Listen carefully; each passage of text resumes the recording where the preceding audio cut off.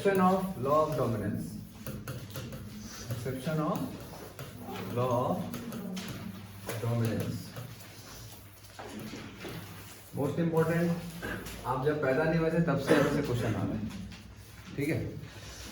आप पैदा नहीं हुए थे तब से क्वेश्चन आ ही रहा है यहाँ से, बहुत साल से, 20 साल से क्वेश्चन आता है। सबसे पहले क्या देखेंगे, हैं बोलो, इनकम्प्लीट डोमिनेंस। बहुत सिंपल क्वेश्चन आता है, बहुत सिंपल, इसमें ज्यादा कुछ घुमाने वाली बात नहीं है। इनकम्प्लीट डोमिनेंस, एक इनकम्प्लीट डोमिनेंस होता है, दूसरा को डोमिनेंस। दोनों में ध्यान रखना, ब्लेंडिंग नहीं होता है कैरेक्टर का, है ना, ये कॉन्सेप्ट ध्यान रखना। There is no blending of character but there is unable of expression of character by the gene. तो पूरे तरीके से अपने एक्सप्रेशन को एक्सप्रेस नहीं कर पाता है जीन, इसीलिए होता है। ऐसे नहीं कि अभी हम लोग देखेंगे कि रेड फ्लावर को व्हाइट से मिला देंगे तो आप कलर मिलाने जैसा हो जाएगा, कलर मिल जाता है, कलर मिल जाता है तो थोड़ा सा अलग टाइप का व्हाइट और रेड के बीच क्या आएगा। यहाँ पर ऐसा नहीं है कि लाल और सफेद मिल गया, ऐसा नहीं होता है। लाल पूरे तरीके से लाल नहीं हो पाता है और व्हाइट तो अपना एक्सप्रेशन देगा, समझ आ रहा है? इसलिए इनकम्प्लीट डोमिनेंस मतलब डोमिनेंट जीन अपने आप को पूरे तरीके से एक्सप्रेस नहीं कर पाता, ठीक है? तो there is no blending of character, there is no blending of gene, है ना, ये इंपॉर्टेंट चीज ध्यान रखेंगे। नहीं तो जनरली कलर मिक्स कर रहे हैं वैसा टाइप का मत सोच लेना कि कलर जैसा मिक्स होता है वैसे कैरेक्टर भी मिक्स हो गया यहाँ पर और इंटरमीडिएट कलर आ गया। चलिए, तो इसका जो एग्जाम्पल है क्या है बेटा, इसका एग्जाम्पल बहुत आता है, क्या है, मिराबिलिस जलाओ और उसको 4 o'clock भी बोलते हैं। और दूसरा एग्जाम्पल क्या है, स्नैपड्रैगन और डॉग फ्लावर भी बोलते हैं। और क्या बोलते हैं, एंटीराइनम मेजर।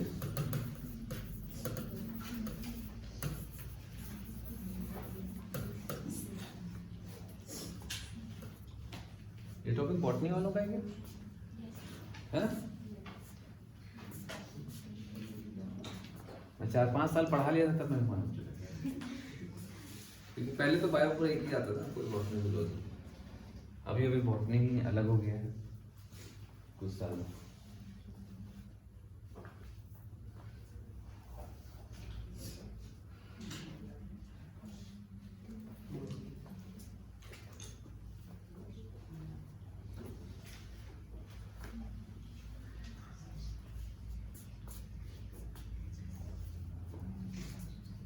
एम्स वगैरह में इस टॉपिक मतलब ये चैप्टर के क्वेश्चन इतने टफ आते थे ना, पूछो मत। पहले आप एम्स के क्वेश्चन देखोगे ना तो हालत खराब हो जाएगी, इतना बढ़िया बढ़िया क्वेश्चन आते थे इस चैप्टर में। उस समय मैं भयंकर क्वेश्चन कर रहा था प्रैक्टिस में। चलिए, हो गया। अब इसमें क्या होता है बेटा कि red flower and white flower plant को मीट कराएंगे, तो रेड फ्लावर का कैपिटल आर, व्हाइट का स्मॉल आर। कितने एलिमेंट बनेंगे, चलो ये रेड है, ये व्हाइट है, ये F1 है। इसका कलर कायदे से according to law of dominance क्या आना चाहिए, रेड आना चाहिए, बट ये क्या है, पिंक। ठीक है, अब हम क्या करेंगे, इसकी सेल्फिंग करेंगे। सेल्फिंग करेंगे तो F1 को F1 से क्रॉस कराएंगे, कितने टाइप के बनेंगे, 2 टाइप का। ठीक है, according to law of probability there is a chances of 4 types of zygote, है ना, अकॉर्डिंग टू प्रोबेबिलिटी। क्या क्या बनेगा, आर आर, ट्रिपल आर नहीं होगा ना, मूवी जैसा देखिए ट्रिपल आर मूवी, कौन नहीं देखा है हाथ उठाओ। आप लोग पढ़ते भी नहीं हो, मूवी भी नहीं देखते हो, क्या करते हो समझ नहीं आता। इससे ज्यादा मूवी देख लेते, क्यों भाई बॉयस? इसी में ही गए हैं लोग। हाँ, ये क्या होगा? रेड, ये पिंक और ये रेड। कौन रेड बोला? वाइट। ठीक है, तो फिनोटाइपिक रेशियो इसका क्या आएगा? हाँ, एक रेड, पिंक 2 और एक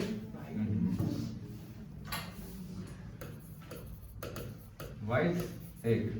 तो फिनोटाइपिक रेशियो क्या है इसका? 1:2 रेशियो। जीनोटाइपिक रेशियो क्या आएगा? 1:2:1। ठीक है, कैसे? ये ऐसा और ये, तो इनकम्प्लीट डोमिनेंस में भी फिनोटाइपिक जीनोटाइपिक रेशियो सेम होता है। ठीक है, और किसमें सेम होता है? Test cross.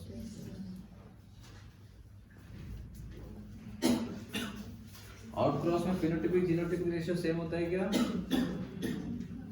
बताओ। आउट क्रॉस में फिनोटाइपिक जीनोटाइपिक रेशियो सेम है क्या? नहीं, क्या आया था? पूरा ही टॉल है। फिनोटाइपिक रेशियो क्या था? रेशियो नहीं था, एक ही था, पूरा टॉल प्लांट था। Genotypic ratio 1:1। ठीक है, ध्यान रखना ना ऐसा। एक ही टाइप का फिनोटाइप था, 2 टाइप का जीनोटाइप। किसमें? आउट है, आउट क्रॉस में था।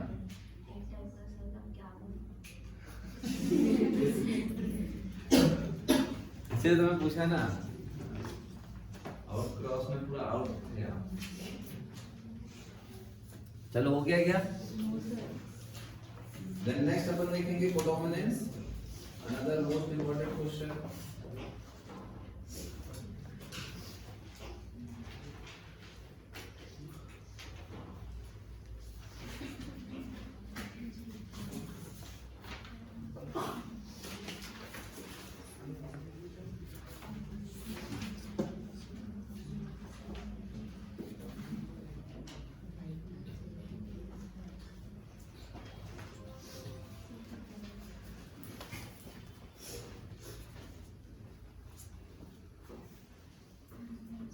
वो वर्ड लिख लिया ना, इनकम्प्लीट डोमिनेंस में dominant gene is unable to express completely, unable to express itself completely, अपने आप को पूरे तरीके से एक्सप्रेस नहीं कर पा रहा।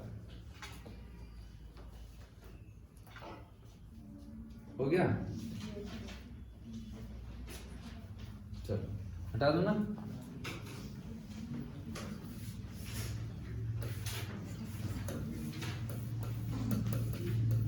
कोडोमिनेंस, कोडोमिनेंस समझते हो ना? दोनों के दोनों जीन अपने आप को एक्सप्रेस करें। यहाँ पर ब्लेंडिंग होगा क्या? कैरेक्टर का, कैरेक्टर की ब्लेंडिंग नहीं होगी, दोनों जीन अपने आप को एक्सप्रेस करेंगे और उसका फिर मिला जुला रिजल्ट बाहर आएगा। ठीक है, तो ना ही कैरेक्टर की ब्लेंडिंग होगी, ना ही जीन्स की ब्लेंडिंग होगी, है ना? दोनों जीन अपने आप को इक्वली एक्सप्रेस करेंगे और दोनों का कैरेक्टर इक्वली एक्सप्रेस होगा। ठीक है, तो इसमें जो बेस्ट एग्जांपल हम देखते हैं क्या? रिव्यू ब्लड ग्रुप,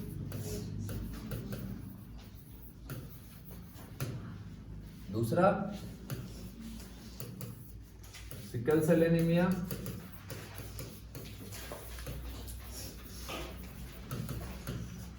हम लोग यहाँ पर बात करेंगे एवियो ब्लड ग्रुप का। ठीक है, जैसे कि आप जानते हैं कि हर एक कैरेक्टर को एक्सप्रेस करने के लिए मिनिमम कितने जीन की रिक्वायरमेंट होती है? बोलो, 2 जीन की रिक्वायरमेंट होती है। ठीक है, मिनिमम 2 जीन की, मैक्सिमम आगे की तरफ हो सकता है, वो डिफाइंड नहीं है।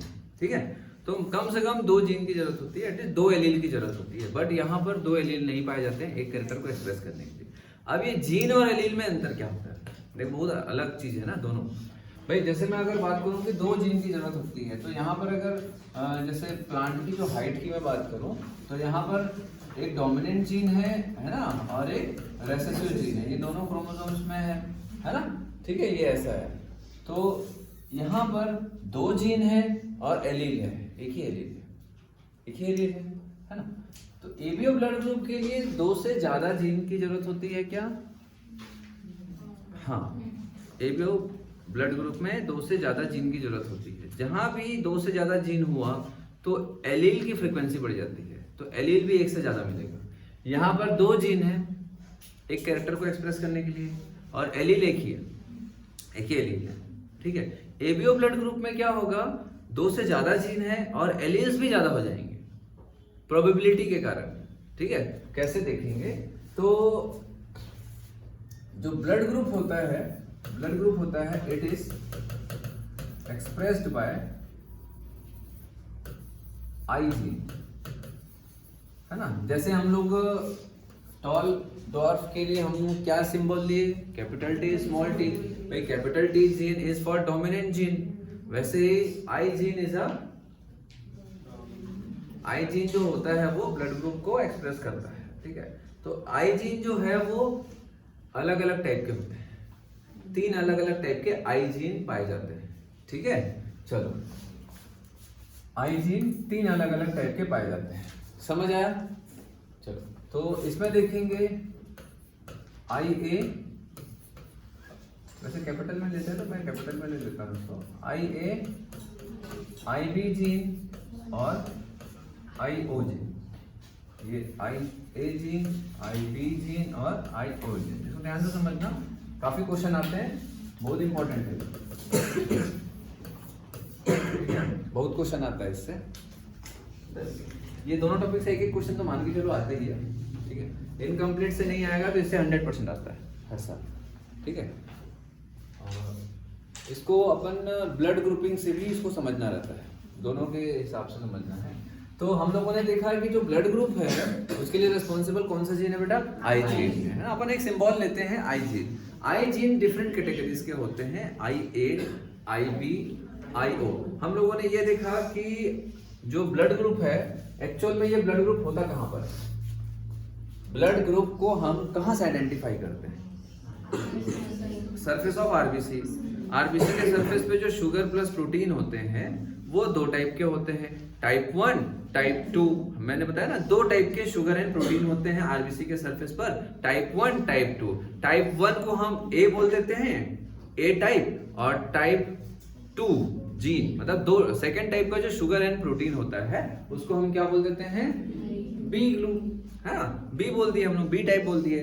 तो कभी कभी क्या होता है, अब दोनों टाइप का प्रेजेंट होना जरूरी है, या तो होमोजाइगस फॉर्म में या हेटेरोजाइगस फॉर्म में।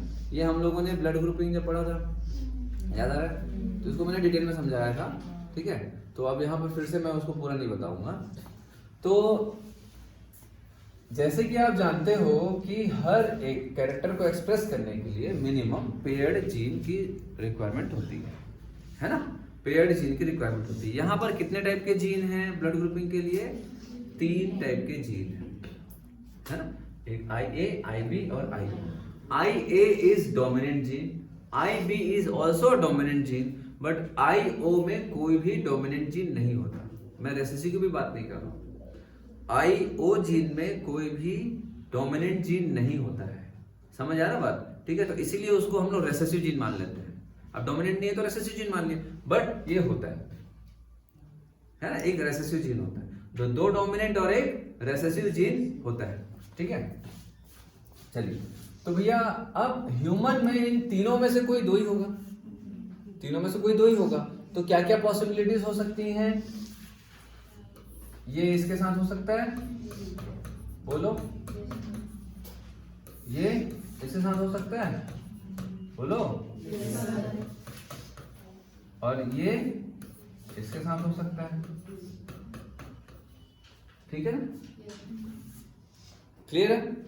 दिस ऑल आर हेटेरोजाइगस, ध्यान से समझना, ये सभी के सभी हेटेरोजाइगस है ना कि होमोजाइगस है, सब हेटेरोजाइगस कंडीशन है, जो पिछली क्लास में नहीं आए थे थोड़ा दिक्कत जाएगा आपको। फर्स्ट क्लास बहुत इंपॉर्टेंट होता है, पहले समझाया था मैं। ये हेटेरोजाइगस है। क्या जीन एक ही जैसे भी हो सकते हैं किसी में? होमोजाइगस फॉर्म में हो सकते हैं ना, मतलब डबल हो सकते हैं। तो यहाँ हो सकते हैं, ऐसा इधर देखो, अभी तो देखो जो बना रहा, ये जीन इस फॉर्म में भी हो सकता है ना, और ये जीन होमोजाइगस फॉर्म में भी हो सकता है ऐसा। ये दोनों के दोनों बोथ आर होमोजाइगस।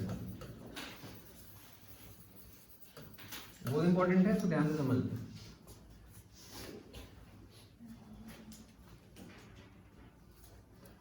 क्या ये खुद भी होमोजाइगस हो सकता है? आईओ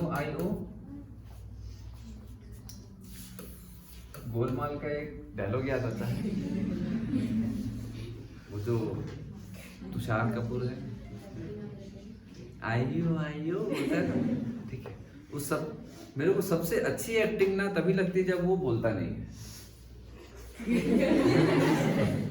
और जब वो गूंगा बन के एक्टिंग करता है तो सबसे बेस्ट एक्टिंग मेरे को सीखी। वैसे जैसे वो बोलना चालू करता है ना, मतलब बहुत खराब डिलीवरी रहती है उसकी, मतलब उसके डायलॉग डिलीवरी बहुत खराब लगते हैं। मतलब किसी फिल्म में मेरे को बहुत अच्छा नहीं लगा, ठीक है। सबसे अच्छा एक्टिंग वो गोलमाल में ही किया, क्योंकि रोहित शेट्टी को मालूम है कि किससे क्या काम कराना चाहिए।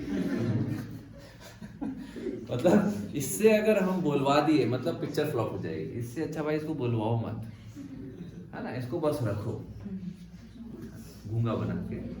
तो सबसे बेस्ट एक्चुअल में अगर तुषार कपूर का सबसे बेस्ट मूवी देखें तो वो गोलमाल ही है ना, क्योंकि उसमें वो नहीं बोलता। तो वैसे यार आईए आईबी आईए IO IB IO IO IO तो वैसी टाइप का फीलिंग आता है इसको बोलते हुए। तो कितने टाइप के एलियंस देख रहे हैं हम लोग? 6 टाइप, 6 टाइप्स के एलियंस हमको इसमें देखने को मिलते हैं। समझ आया बात? अगर आपसे पूछता है कि इन एबीओ ब्लड ग्रुप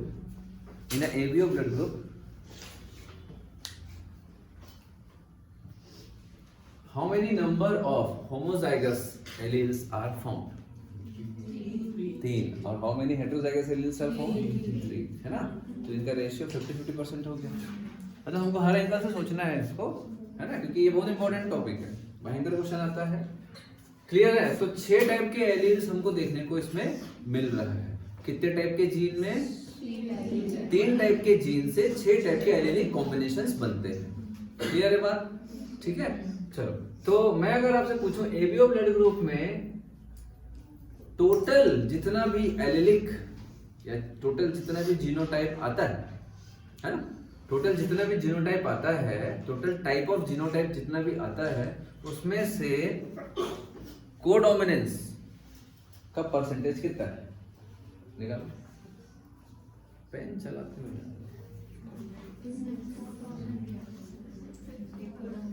हाँ बेटा, कोडोमिनेंस का परसेंटेज है बेटा 16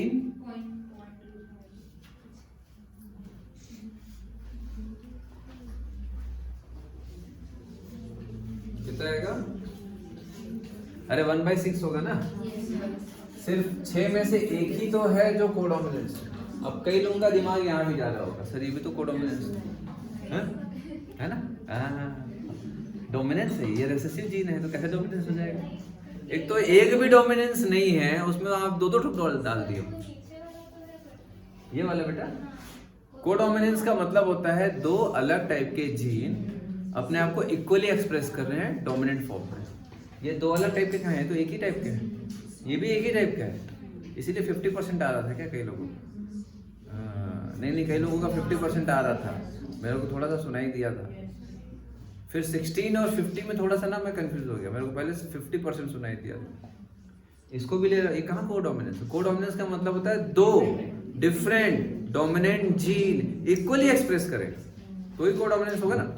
अब भाई दो जुड़वा बहनें हैं 2 जुड़वा बहनें हैं, अब वो मान के चलो कि अपना ही हुक्म चला रहे हैं, तो बहनें हैं ना, दो अलग अलग इंडिविजुअल थोड़ी ना है, तब बहनें मतलब एक ही घर के हैं। आप दो अलग अलग घर के दो अलग अलग बच्चे यहाँ पर बैठ गए, उसके बाद एक दूसरे के ऊपर बोल रहे हैं तू ऐसे कर, वो बोले नहीं तू ऐसे कर, तो को डोमिनेंस हुआ। अब भाई एक ही आदमी यहाँ पर बैठ के अपने आप को बोल रहा है नहीं तेरे को ऐसा करना पड़ेगा, ऐसा थोड़ी ना होता है। एक ही आदमी हो गया ना भाई, ये तो एक ही चीज है ना पेड़ फॉर्म में। ये तो वैसी हो गई जैसे फिल्मों में डुप्लीकेसी बनता है, एक बार इधर बैठ के वीडियो रिकॉर्ड होता है, एक बार इधर वीडियो रिकॉर्ड होता है, दोनों को जोड़ देते हैं, होता है कि नहीं, है ना। ये कई लोग थोड़ा सा दिमागी रूप से हिले हुए रहते हैं, खुद से ही बात करते हैं। मेरे को तेरे पर गुस्सा आ रहा है, तूने ऐसा क्यों किया था, बताओ, आईने में क्यों किया, बताओ। अपने से कोई है क्या बात किया, सही से बताओ। कोई ऐसा बात नहीं करते अपने आप, करना चाहिए। आपका सबसे अच्छा दोस्त आप खुद ही हो, क्योंकि आप अपने आप को जब कोई सीक्रेट बताते हो तो कहीं लीक नहीं होता। समझ आ रहा है। आप जब अकेले में अपने आप से बात करके रोते हो तो कोई नहीं बताता कि आप बहुत वीक हो, समझ आ रहा है। हंसना सबके सामने चाहिए, रोना बहुत लिमिटेड लोगों के सामने चाहिए, बट रोना भी चाहिए, ऐसा नहीं है कि नहीं रोते हैं। नहीं रोने से भी थोड़ा सा साइकोलॉजिकली डिस्टर्ब होता है, इसलिए लड़के लोग ज़्यादा थोड़ा डिस्टर्ब रहते हैं। बॉयज तो गर्ल्स क्या रो देती हैं थोड़ा सा, देखना रे बहन।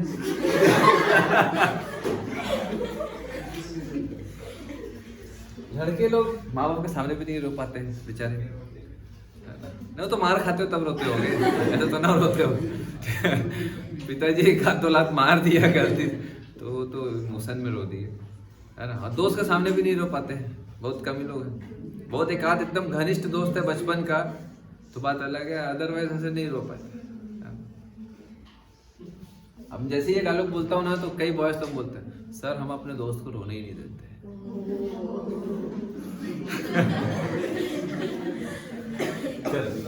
क्लियर है ये? तो कितना आएगा बेटा, कोडोमिनेंस कितना 1/6, 1/6 कितना क्या होगा कोडोमिनेंस। क्लियर है बात इतना? चलो इसको लिख लो।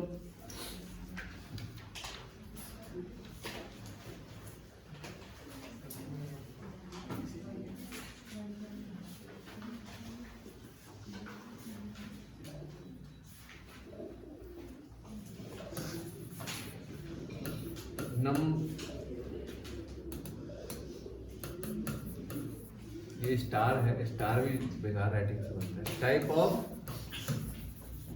Genotype,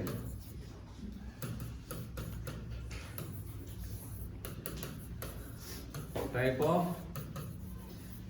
blood group,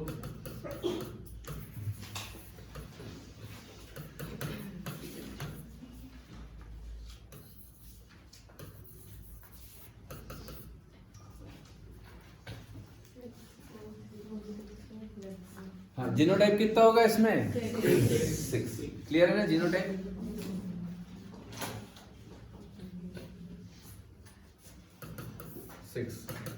type of blood group कितना होगा? ब्लड ग्रुप कितना 4 होगा ना भाई। कौन 3 बोला? कैसे कैसे 3 आया? और ए बी जिसके बारे में पढ़ रहे हैं, codominance A B O blood group नहीं है, एक्चुअल में ये ए बी होता है, कोडोमिनेंस ए बी होता है। ये तो वही हो गया ना, 25 आदमी है खुद को ही नहीं गिर रहे, 24 कैसे है यहाँ पर? चलो तो ये क्या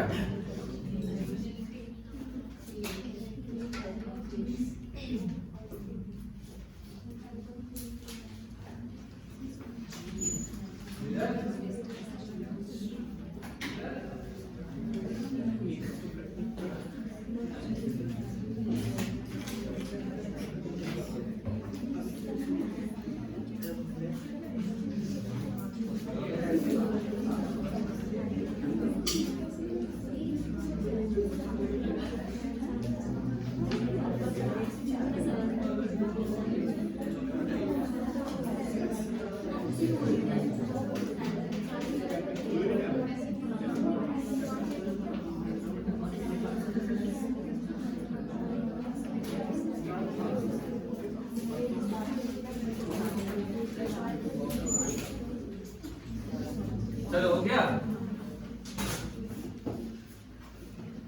हाँ। तो कितने टाइप के एलील हैं? 6 टाइप के। तो ABO blood group is also example of multiple allele, है ना? ये मल्टीपल एलील का भी example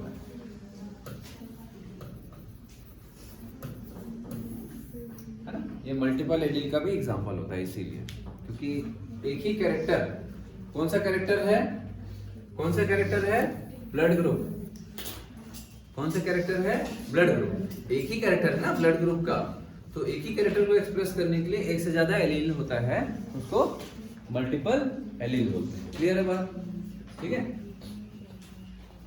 then sickle cell anaemia हटा दूं, नेक्स्ट देखेंगे सिकल सेल। ये बहुत इंपॉर्टेंट है ये भी।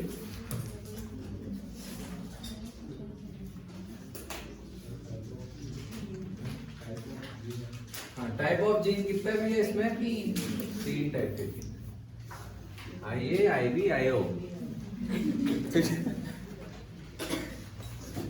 ठीक है, सिंपल है ना? इससे तो कुछ क्वेश्चन नहीं आने वाला है ना एग्जाम में। मैक्सिमम पॉसिबिलिटीज देखिए क्या क्या आ सकता है और क्या क्या आता है।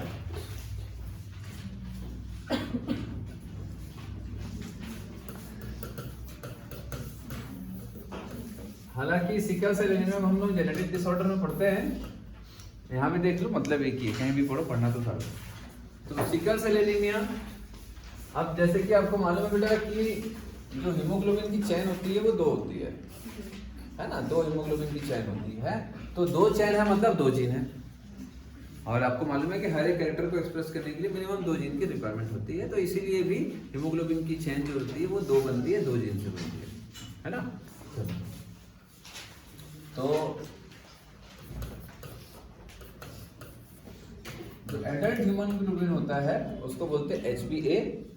ये नॉर्मल ह्यूमन का, मतलब नॉर्मल एडल्ट ह्यूमन का हीमोग्लोबिन है। एक एम्ब्रियोनिक भी होता है बट वो आपको नहीं पढ़ना है ना। तो ये HbA ये एक एलील है या पेयर्ड जीन है। तो HbA जीन, ठीक है, HbA जीन। तो अगर कोई नॉर्मल इंडिविजुअल है तो हम इसको कैसे क्रॉस करेंगे? इस तरीके से क्रॉस करेंगे। सॉरी, ये इस तरीके का होगा, तो भाई सीधी सी बात है यही वाला कॉम्बिनेशन आएगा।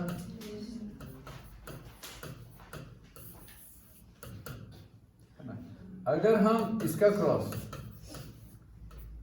किसी ऐसे इंडिविजुअल से करा दें जिसमें एक जीन डिफेक्टिव हो, सिकल सेल का हो, दोनों तो नहीं हो सकता होमोजाइगस में, ये हेट्रोजाइगस फॉर्म है ना? ये हेट्रोजाइगस ये हेट्रोजाइगस है, ठीक है। चलो, इसमें कितने टाइप के जीन बनेंगे, कितने टाइप के गैमेट्स बनेंगे? एक ही टाइप का HbA, और यहाँ पर 2 टाइप HbA, HbA, 2 टाइप का गैमेट बना, क्रॉस कराते हैं।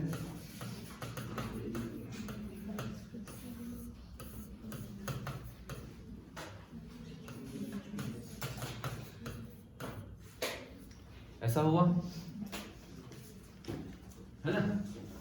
जब ऐसा होता है तो एक हेट्रोजाइगस फॉर्म बना वापस, पहले भी था है ना? लेकिन अगर 2 सिकल सेल वाले इंडिविजुअल हैं, दोनों हेट्रोजाइगस में, ये तो एक नॉर्मल हुआ, ये मैं पूरा बता रहा हूँ क्योंकि क्वेश्चन कई बार ऐसा आता है। ये तो नॉर्मल हुआ और ये कैरियर है, सिकल सेल के जीन कैरी कर रहे हैं, तो ये नॉर्मल में ऐसा हो गया, तो वही रिजल्ट आया। अब अगर हम 2 कैरियर और सिकल सेल जीन को अगर हम क्रॉस कराते हैं,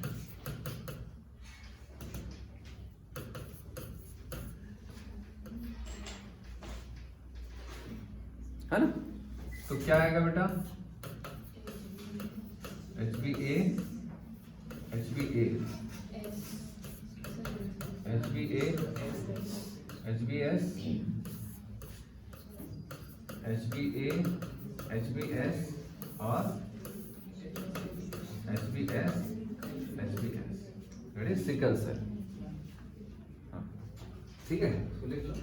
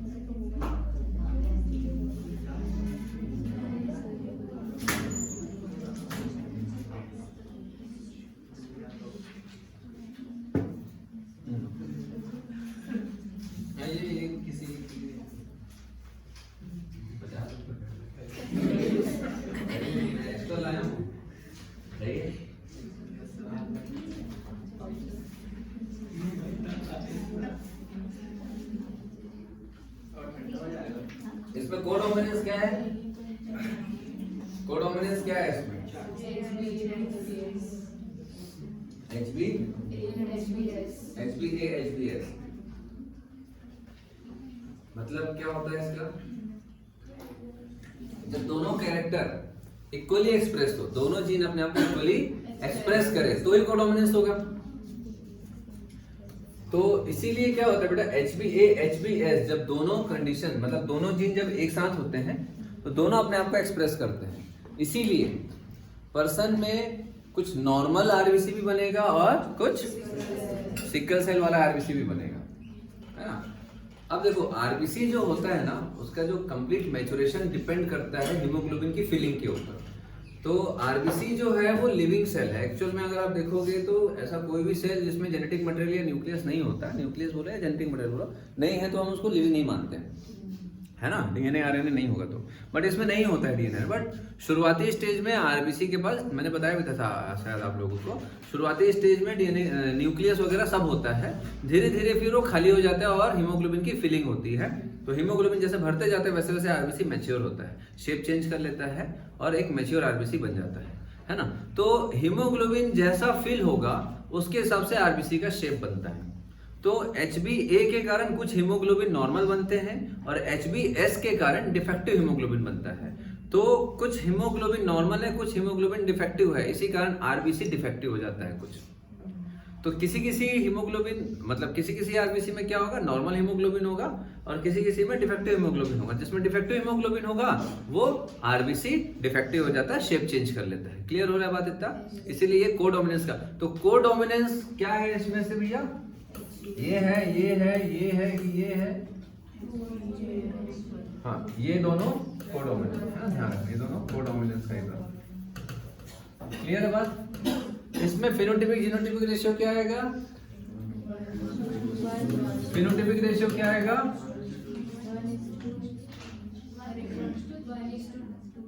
1:2। क्यों?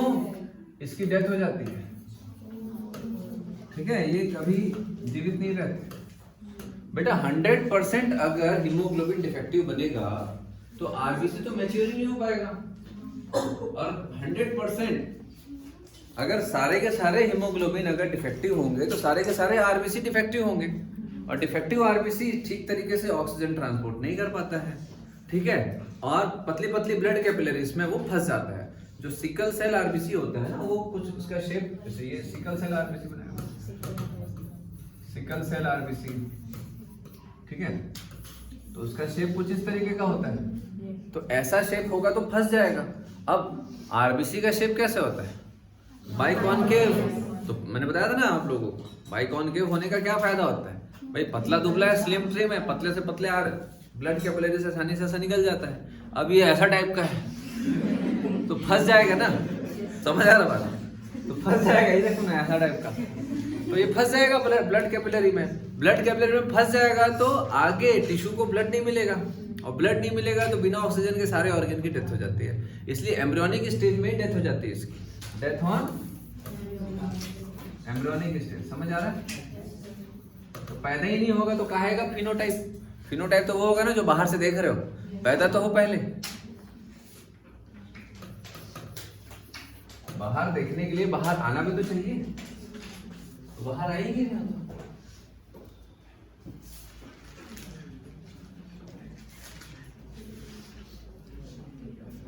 अच्छा सर, जीनोटाइपिक रेशियो क्या होगा?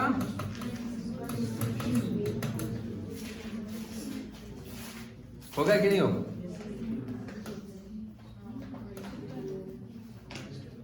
अच्छा, जीनोटाइप में आएगा कि नहीं आएगा पहले बताओ। जीनोटाइप में आएगा कि नहीं आएगा, जल्दी बताओ। अगर हम एम्ब्रियोनिक स्टेज का काउंट करें तो 1:2 बना है। ठीक है, चलो इसमें एक दो चीज लिख लो। सिकल सेल कैसे होता है? तो हम जीनोटाइप भी उसका लेते हैं ना बेटा जो लिविंग हो। जीनोटाइप हम किसका लेते हैं? जो लिविंग हो। तो वो लिविंग थोड़ी ना है, तो जैसे आरबीसी बनेगा तो मर जाएगा बच्चा। ठीक है, ठीक है। इसलिए जीनोटाइपिक एंड फिनोटाइपिक रेशियो 1:2 होता है। क्लियर है बात? एक तो मर गया ना, एक की डेथ हो गई। चलो ये हो गया। देन सिकल सेल एनीमिया जो रहता है, it is autosomal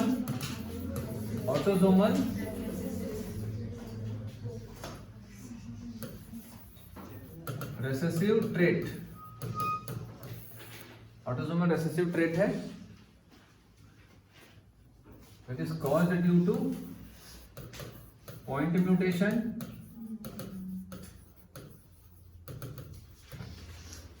sickle cell anaemia अच्छा होता है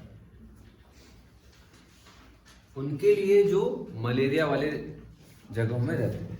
एक्चुअल में जैसे अपन इवोल्यूशन पढ़ेंगे ना तो वहाँ देखेंगे हम लोग, ये बॉडी का एक वेरिएशन है।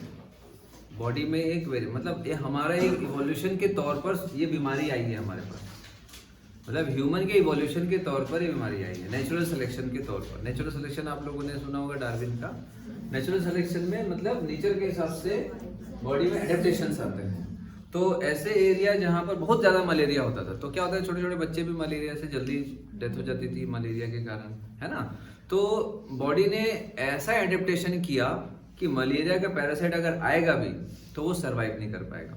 तो मलेरिया का जो पैरासाइट होता है आपको मालूम है, प्लाज्मोडियम जो है वो जनरली आरबीसी को ही ब्रेक करता है, लीवर को भी करता है, बट मेन उसका जो फूड होता है वो आरबीसी होता है। ठीक, मतलब आरबीसी में ही उसका घर रहता है।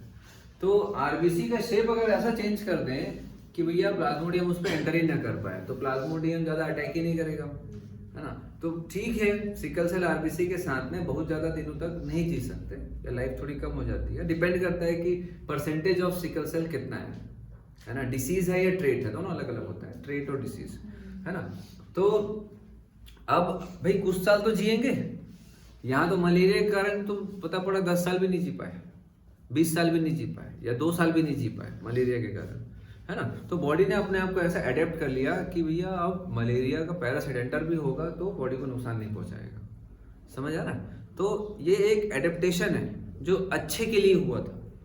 बट अगर ये स्थिति आती है तो ऐसे में फिर सिकल सेल के जो चांसेस हैं वो बढ़ जाते हैं, है ना। परसेंटेज ऑफ डिफेक्टिव हीमोग्लोबिन के चांसेस भी बढ़ जाते हैं।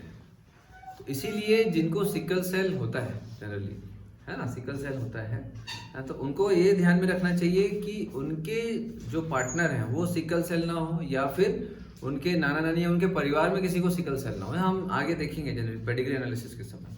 ठीक है, चलो क्लियर है इतना। तो सिकल सेल में क्या होता है, म्यूटेशन हुआ। ये म्यूटेशन में क्या होगा, न्यूक्लियोटाइड बेसिस में चेंजेस आएगा, या तो डिलीट होगा या ऐड होगा। इसमें क्या होता है बेटा, इसमें हीमोग्लोबिन क्या होता है, हीमोग्लोबिन जो है वो मेनली ग्लोबुलर प्रोटीनस चेन से बनता है ना। और हर एक प्रोटीन की चेन एमआरएनए से सिंथेसाइज होती है, मॉलिक्यूलर बेसिस पढ़ लिए हो आप लोग, है ना। और एमआरएनए जो रहता है वो एक जीन के द्वारा एक्सप्रेस किया जाता है। मतलब gene that is the part of DNA, ये क्या करेगा, अपने आप को एक्सप्रेस करेगा एमआरएनए के रूप में, और एमआरएनए को एक अमीनो एसिड की चेन बनाएगी। तो कभी कभी क्या होता है, कोडिंग में चेंजेस आ जाता है जिसके कारण न्यूक्लियोटाइड बेस सीक्वेंस में चेंजेस आता है। तो एक अमीनो एसिड चेंज हो जाता है इसमें। बताओ क्या है, बहुत इंपॉर्टेंट है, कौन से पोजीशन में क्या है, इसको आगे देखेंगे। वैसे जैसे ये अमीनो एसिड की चेन है बेटा, ये अमीनो एसिड की चेन किसका है, हीमोग्लोबिन। बस पढ़ तो लेते हो, हीमोग्लोबिन अमीनो एसिड की चेन भैया कहाँ पर है ये, हीमोग्लोबिन। हीमोग्लोबिन का 95% पार्ट प्रोटीनस होता है। हीमोग्लोबिन में दो चीज होता है ना, हीम एंड ग्लोबिन, बताया हूं मैं। Globin is a protein, protein is a chain of amino acid. तो 1 2 3 4 5 6 7 8 9 10 11 12 ऐसा 100, ठीक है। ये जो 6th अमीनो एसिड होता है जनरली यहाँ पर कौन सा होता है, ग्लूटामिक एसिड। ये किससे रिप्लेस हो जाता है, बोलो, रिप्लेस बाय वेलिन। वेलिन जो रहता है वो कौन से कोडॉन से कोड होता है, valine is coded by GUG की GAG,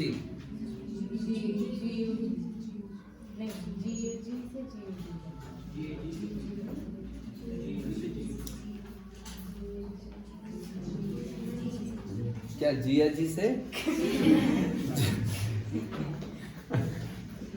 क्या होगा, GUG से GAG होगा या GAG से GUG? तो किसमें GAG होगा, ऐसा होगा। हटा दो इसको, और इसमें कुछ नहीं है।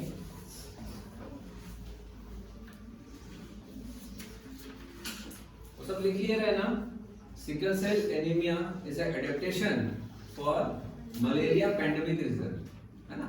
Sickle cell anaemia is an adaptation for, sickle cell anaemia is adaptation for malaria endemic reason.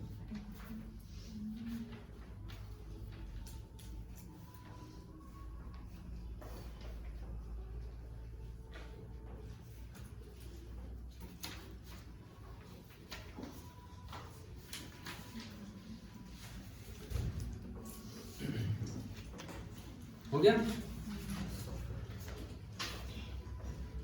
It is an adaptation for malaria endemic reason.